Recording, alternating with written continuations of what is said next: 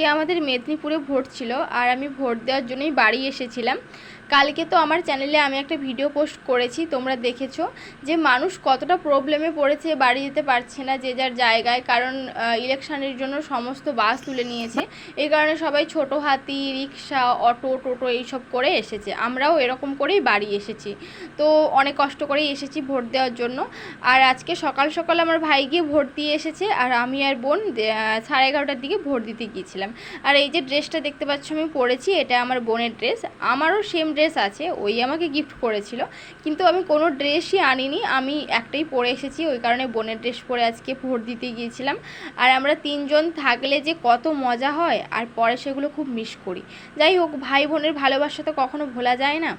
তো আমরা গ্রামের রাস্তায় গিয়ে ভোট দিয়ে এলাম। আর আমাদের গ্রামের রাস্তা তো আমার খুবই ভালো লাগে। যাই হোক, ভিডিওটা ভালো লাগলে অবশ্যই আমার চ্যানেলটিকে সাবস্ক্রাইব করো। আজকের জন্য টাটা।